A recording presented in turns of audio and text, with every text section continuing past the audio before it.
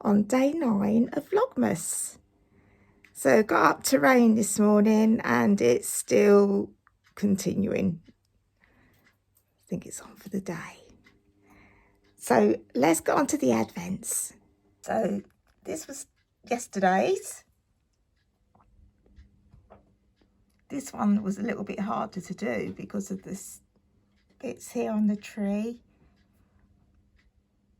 But I managed it.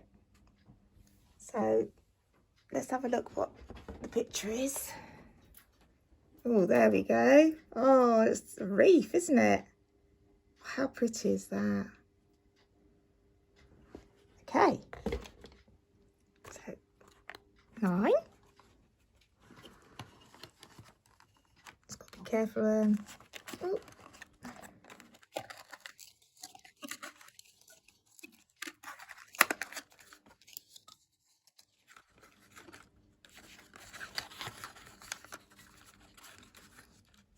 There we go. Okay, so we'll do that one later. So Bird Street, number 9.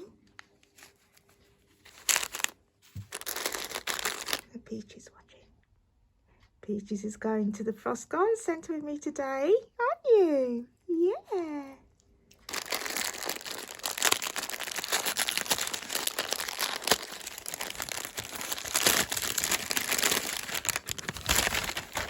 Ooh. Oh, that's gorgeous. Very pretty. So that was yesterday. So there we are. Oh, look at that. Beautiful combination. So I'll put a number on that a bit later. So let's get on to Fig. So Fig, what do you think we've got today? Well, not me, you. So let's do the knot. Okay? Okay, let's do this.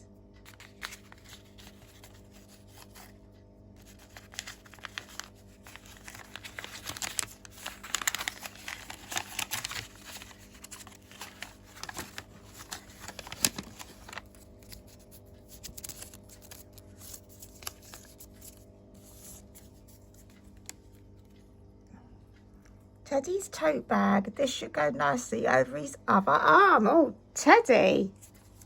Figgy. You're going to get a lot of shopping, aren't you? Let's have a look. Oh, look at this. Oh, let's have a look inside. Oh, look at that. Oh, so what shops are you going to, Fig? I bet you're going to go buy some honey for one. Let's put it on him. So there we go. He looks so fab. I think, what do you think, guys, that I should put his name on the bag? What do you think, Fig? Yeah, we'll do that then. I'd love to see what shopping you're going to buy. Ooh. So let's do the Beatrix Potter. Number 9.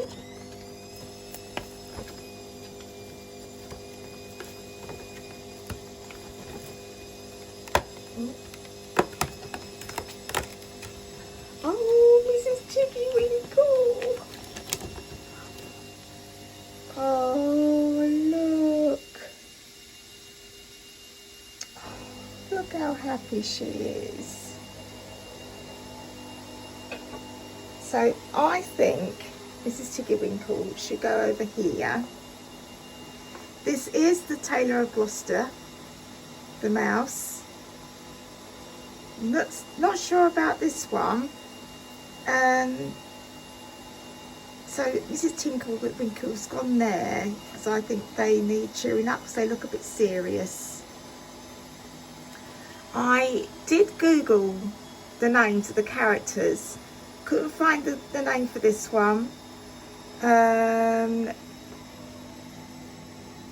Benjamin Bunny, Squirrel Nutkin, Tom Kitten I got right, and obviously we know Peter Rabbit and Jemima.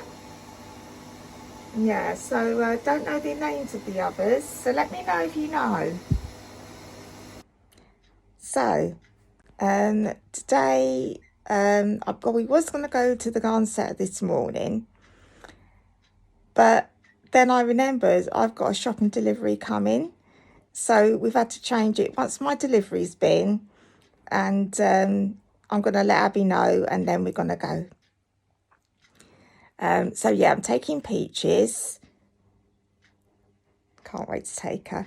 And another thing, Abby FaceTimed me last night, and she had Winnie here, and I went, "Hello, Winnie," and she recognised my voice.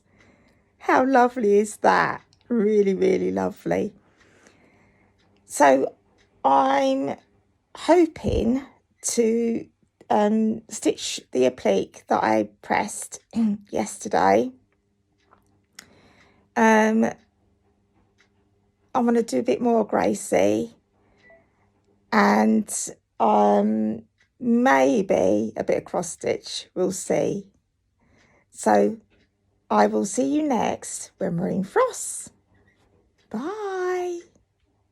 Hello. So we're at Frost Garden Centre. We've got Abby and Winnie. We've got Evie Bear and Mila. Do we give a wave? Yay. So are you ready to go in? Yeah. Let's go.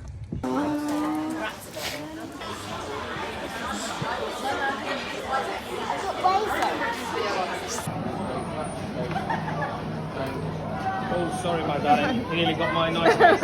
You can be in it.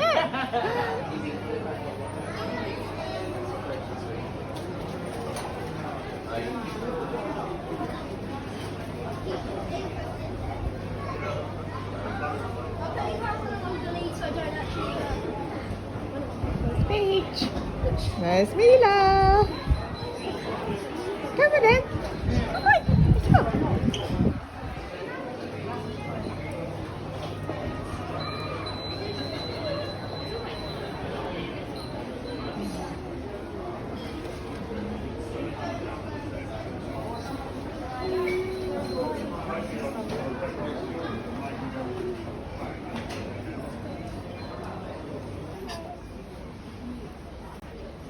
That's the one that you have.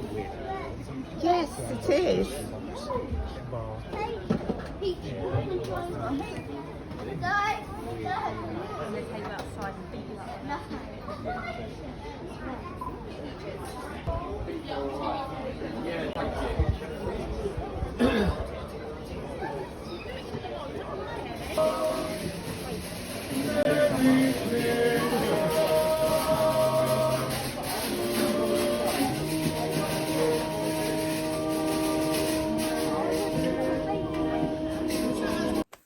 Hello and good evening.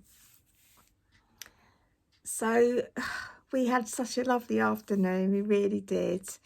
As you know, Abby was taking Winnie, and we had the girls. Her husband was meeting us there and I took Peach. Peaches was so excited, bless her, she really was. She was so happy. We went and had a start of a little look round. I have done some filming, and then we went to the cafe, and as you would have seen on the table, I had a fruit mulled wine. It was delicious, absolutely delicious, and it was so warming, it really was. Abby wasn't sure whether to have one, but she loved it, she liked it too. So yeah, that was a really nice treat. Then we had a little look round. I managed to get a beautiful poinsettia, which I'll show you tomorrow because of the light. I want you to see it properly. last year for the first time I had a pink one. I don't get a big one because it's only me.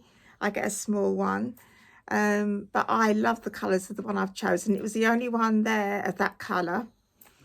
And as I said, we had a look around. I've done some filming as much as I can. Mila held the lead on Peaches some of the time. She loved that. She really loved that. And then me and Abby, for my pet stuff and all that, it's a farm shop that we go to every month. Well, Abby normally does it for me and brings it to me. But as we were out today, she said, you know, we'll just go and do that as well. So she managed to get a lovely little coat. It's big enough for Winnie from there. And a little jumper she got for her. So I got all my normal bits. I get my chicken feed and all that from there. And they're such a good price. They do lots of business there. Really, really good. And now my hips and that are killing me. Absolutely killing me. So I've took my strong painkiller. I've got that long hot water bottle around on near my hips to help. And all of a sudden this afternoon I started to get a sore throat, and it's hurting a little bit. So we'll see how we go, how far I can read on the story today. But yeah, it's a little bit sore, so we'll see. So before the reading, I'll show you a few things.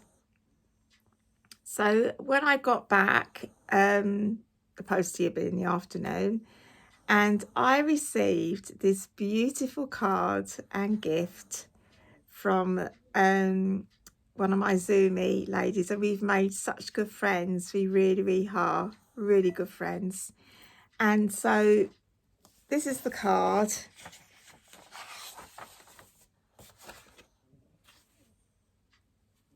How beautiful is that? Really beautiful. And inside, make sure there's no info on there. No.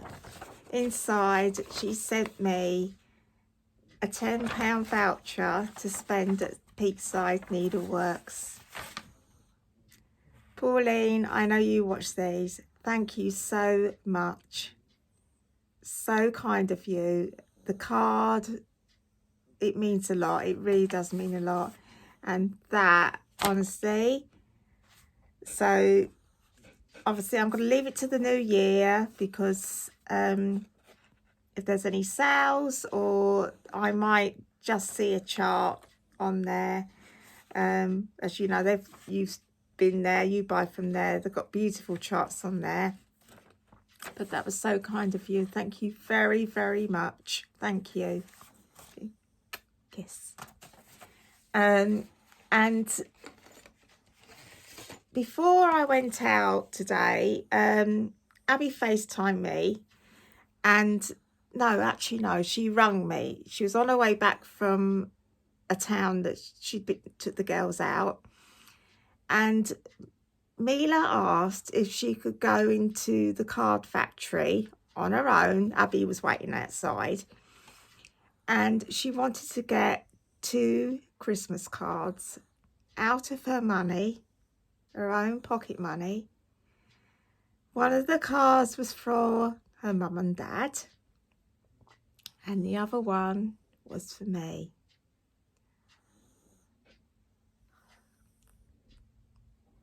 I just thought so much of that, you know, of all the people she could have got that card for, and she wanted to get for me out of her pocket money. How lovely is that?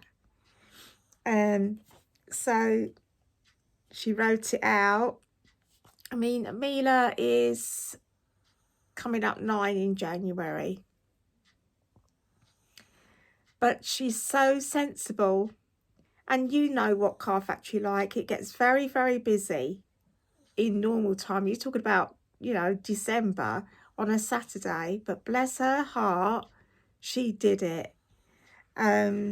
So here it is. And she's done that. And look at her writing. And she's done it from her little sister too.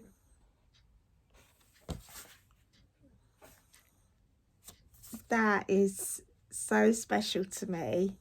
Really, really special. And yeah, I'm blown away. Absolutely blown away that she went and got a card for me out of her own money.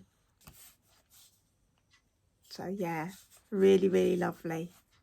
Oh, honestly, I'm so lucky. I really am.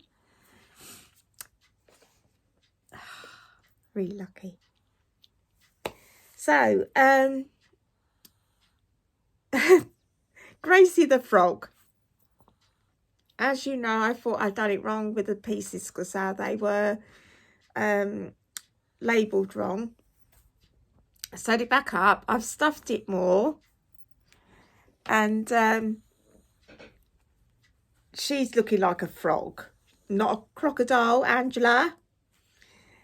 So I've stuffed her a lot more under here. There is some more stuffing that can go in there as well. But look, now she looks like a frog. Yeah, I didn't put enough in that bit there, I don't think. But I'm happy with that.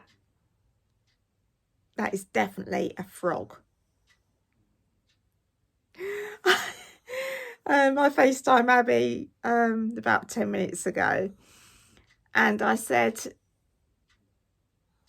can I just speak to the girls? So I said, what's this? So Evie said, snake and alligator. And Mila said frog. So I'm taking Mila's. But I really do think she's a frog. So I've done the rest of the body now. All I've got to do is stuff it and then do that seam up, and then we're on the legs. So looking good. The other thing I did this morning, and not a lot of it, I've applied some off the tree, but that was about it. Obviously because of going out. So I want to do a bit more of that tomorrow. The other thing, sorry. As you know, I still got to do that, I just remembered. I'd completed this, but I've just got, just put that up against there for you. I've just got to put the berries along a bit more, which I'll do. And then I'm going to print out the chart for the, some black and white that we can do. You see more on that one for the band. And I'd like to make a start on that. So I've put Jack Frost up for now. And that'll be it for this year now. And I want to get started on the band. So that's that.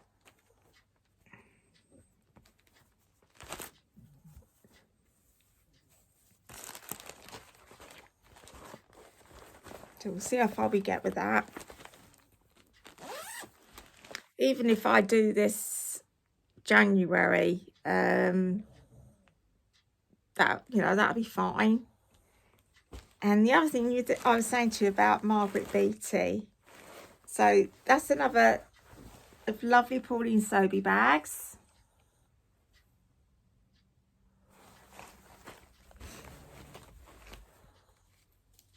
Pauline, is this the one you gave me?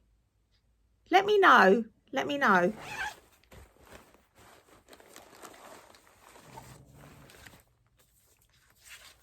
So there it is. Beautiful design. And this was last year's gift from Beth. So coming up to a year. Who'd have thought? So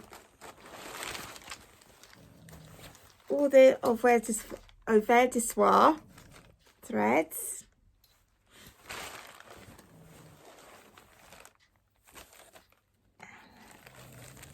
And I did actually do quite a bit. So I am up to, let's have a look.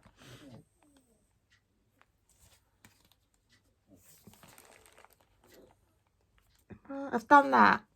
So I'm on, oh, I'm halfway on that row. And then I'll be on there.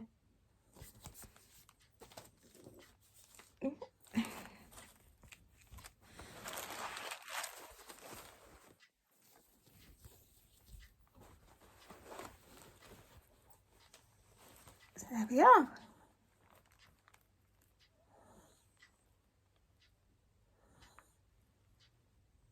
Such a beautiful design, really is. And I've just said, I thought the last couple of days, I want to start Margaret Beatty again. And I'm really excited to get to do the little girl and the bunny. I really am. Well, bunnies. Look at her. She reminds me of Evie. So yeah.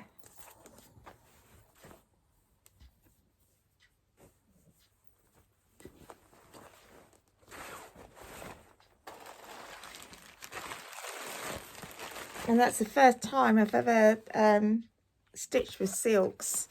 And I've crocheted, I've cross-stitched for many years.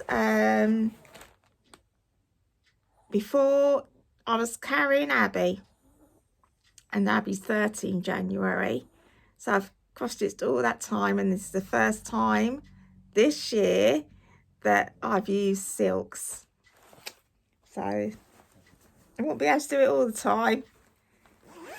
But yeah, it's lovely, really lovely. So just gonna have a drink of my tea.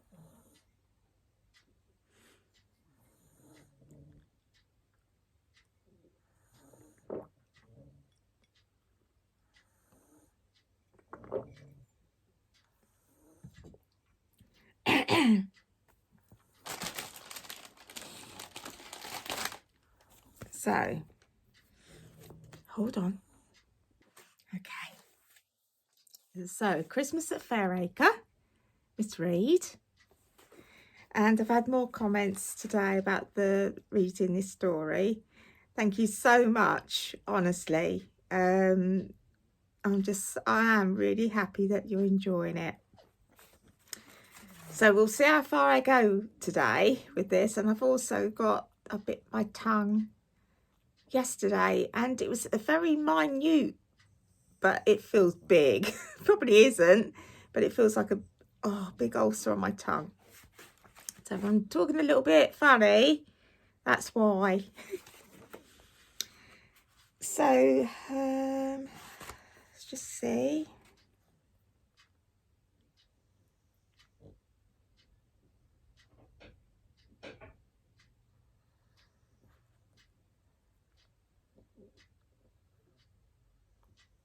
Okay, so Miss Quinn decided she wanted to decorate where she was living in the annex. She was looking forward to being on a Christmas on her own. She had to get a couple of presents for her boss to give to his grandchildren, and her boss was going to America. So she'd have some days off to get her decorating done. So let's get on. She was glad when the time came to leave the office for her extended Christmas break 4 days after Barney's departure, with everything left tidy, she distributed her presents to the office staff and thankfully set off for Fairacre and the decorating. Lights were strung across the streets of Caxley and entwined the lamp standards. Christmas trees jostled pyramids of oranges in the greengrocer's shops, turkeys hanging rows in the butcher's shops, presenting their pink blonde breasts for inspection. Children flattened their noses against the windows of the toy shops, while exhausted mothers struggled with laden shopping baskets and wondered what they had forgotten. Queues formed at the post offices, buying stamps for stacks of Christmas cards, weighing parcels bedizened with Christmas stickers, or simply inquiring with some agitation the last date for the posting to New Zealand and getting the answer they had feared. Yet again, Aunt Flo in Wellington will receive a New Year's card sent by airmail. The surging crowds, the garish lights, the sheer unappetizing commercialism of the festival disgusted Miriam as she threaded her way slowly along the busy streets.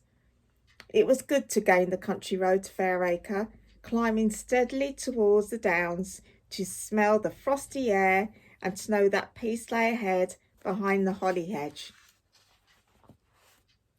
She spent most of the evening by the fire, relishing her solitude and making plans for the attack on the painting. She reviewed the situation and found it highly satisfactory. Her posting was done, a box containing Christmas presents to be given by hand to Joan and other local friends was on the shelf in the kitchen cupboard. The milkman was going to deliver a small chicken in 2 days' time, ready for her modest Christmas dinner. Christmas boxes for the tradesmen waited on the hall's windowsill for distribution, as they called. Nothing, but nothing, she told herself with satisfaction, could keep her from decorating now. Fired by the thought, she began to gather together the ornaments about the room, stacking them in a large cardboard box. It would save time in the morning when she would roll up the carpet, take down the curtains and push the large pieces of furniture into the centre of the room. Already she had found 2 dust sheets to cover the mound and planned the best method of building the assorted shapes of sofa, chairs and table into a compact pile. Her methodical mind revelled in such practical arrangements. The job was going to be as efficiently tackled as at any the office, and will give her far more satisfaction. She prepared the room next morning, and by midday was down to the exacting job of washing down the old paint and rubbing down any uneven patches on the surface. Joan came in once or twice to see if there was anything she could do to help. Miriam greeted her with a smile, but was obviously so content to work alone that Joan retired after expressing admiration for Miriam's zeal. "It's going to look marvellous," she cried. Will you have lunch with me? It will save you cooking." "I've made a sandwich," replied Miriam, "and she'll have it with some coffee to save time, if you don't mind." Joan was secretly rather relieved. Her whole attention now was on the arrival of Barbara and family in 2 days' time. After the loneliness of the past months, it was a pure joy for her to be preparing food and decking the house in a readiness for the company which would bring Holly Lodge to life again. Christmas Day fell on a Thursday. Miriam had high hopes of finishing the painting by then, although she faced the fact that the windows, always a tricky, tedious job, might have to be left for later. As Barney would not be back from America until January the 3rd, she had planned to take another few days after Christmas, if all was well at the office, and should be ample of time to get the sitting room into perfect order. By Monday evening, the first coat of emulsion was paint was on the wall. She stood back, brush in hand, to admire its delicate shade. Yes, it was perfect. Tomorrow she would put on the second and final coat, she told herself happily, going to the sink to rinse the paintbrush. She could hear Joan talking to someone on the telephone. No doubt Barbara was ringing about the travelling plans. But a moment later, Joan called to her. "Your brother, Miriam, from Norfolk." "Right," called the girl, drying her hands. Lovell sounded agitated. "I've trouble here," said the deep voice. "Eileen's just gone to hospital."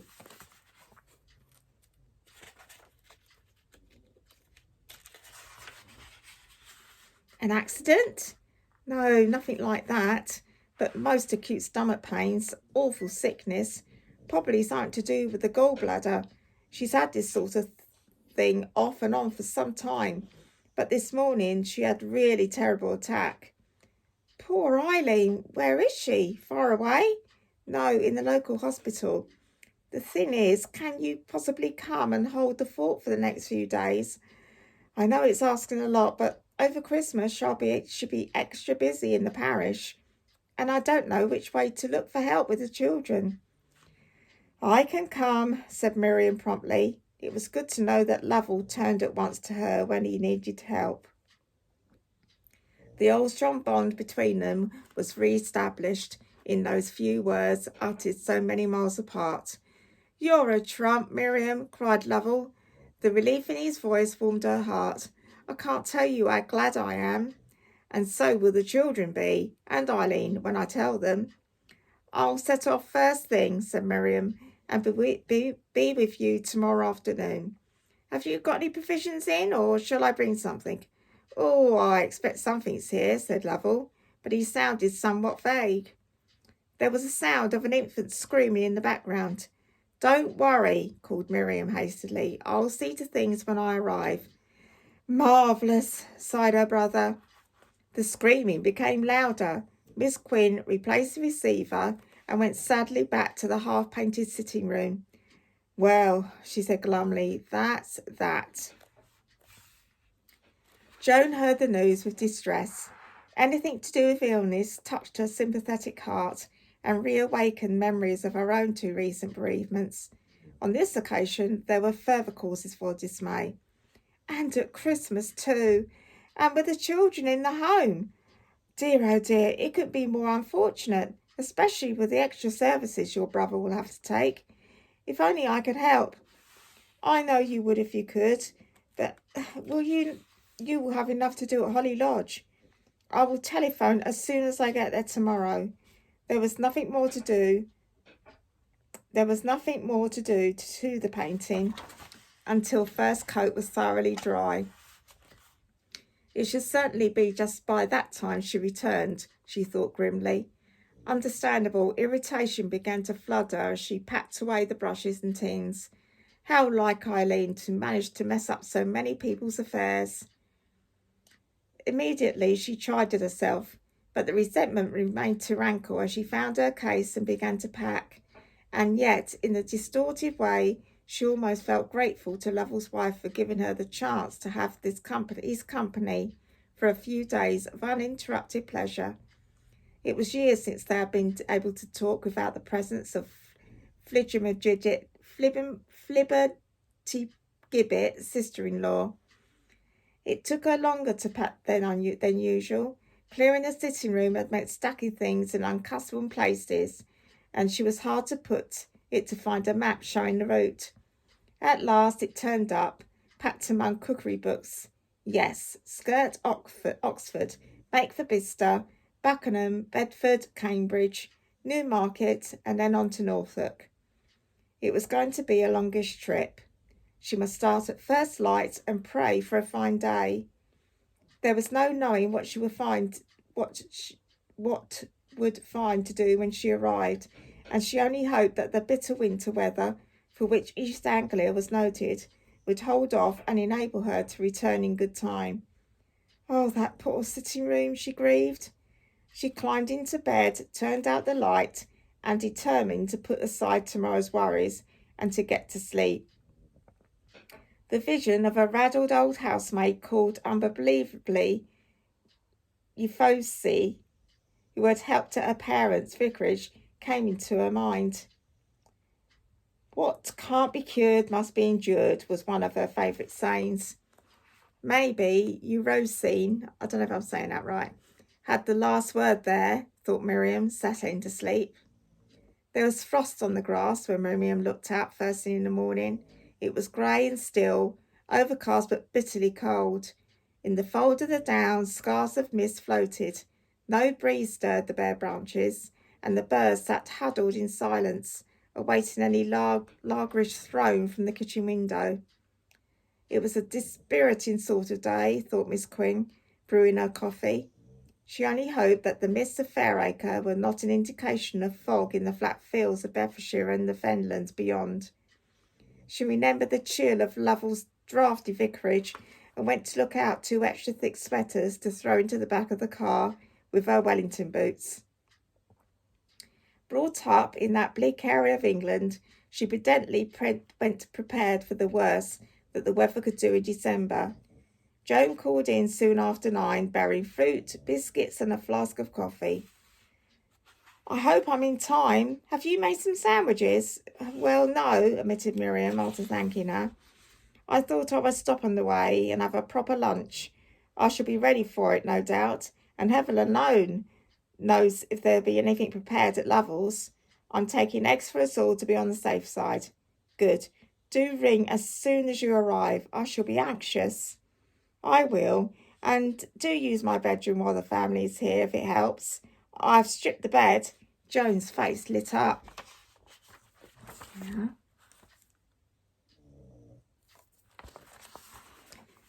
That would be marvellous. If you're sure, Roger could go there, or I could perhaps. How nice of you. I will work it out while I'm making the mince pies this morning. It was plain that this new turn would add agreeably to her multifarious plans, and Miriam was glad to see her so occupied. By 9:30 she was on her way, having said farewell to Joan and left her Christmas presents. The hedges were hooray with rime, and in each dip of the downs the mist was still swelled. Thin ice crackled beneath the car wheels, and the whole world looked cold and unwelcoming. She thought with longing of the snug cottage she had left behind and the work half done. She sang aloud, cheering herself with a thumping rim as the car sped onward. But duty must be done. The rule applies to everyone, and the painful thought, though that duty be, to shirk the task were fiddle-dee-dee. To her relief, a watery sun, pallid as the moon, became visible through the clouds as she rattled along the road which bypassed Oxford. On each side lay water meadows and the leaden sheen of the winding river, its course marked by willows stark in her winter nakedness. As the sun's strength increased, so did Miss Queen's spirits rise. It was good to see something different, good to be visiting Lovell, even in such worrying circumstances. Good even to feel unaccustomed sympathy for the tiresome Eileen, who had participated in this journey. Looking after the 3 children, Miriam viewed with some trepidation. They were healthy, high-spirited youngsters, and would no doubt be missing their mother. Miriam knew her limitations. She might be Barney's right hand. She might be the dragon that frightened the typing pool. Whether she would be as efficient as an aunt come housekeeper remained to be seen. Bicester and Buckingham were past. Strange alien Wolverton, an industrial surprise among the flat fields, lay behind her. After Newport Pagnell, she told herself that she would find a likely-looking lane to enjoying Joan's coffee and fruit. Hunger began to assail her, but the sun now shone warmly, and the Midlands, which Hilaire Billock had found sodden and unkind, lay ahead, bathed in gentle light. She turned into a by-lane where the hedge maple gleamed like gold. A robin flew onto a nearby twig, watching her closely. Crumbs had been known to come from car windows. Miriam crushed one of Joan's biscuits and scattered it for her companion, who darted down to enjoy this unexpected feast. Watching his sharp beak at work, Miriam sipped her steaming coffee in amicable silence. The two strangers enjoyed their meal together. Okay, going to stop there. So we're now on chapter 5, and that is page 51. Sorry, I can't do it. It's just getting sore. I hope you enjoyed that. So that's it for today. I hope you've enjoyed it, and I will see you tomorrow. So thank you for watching. Take care.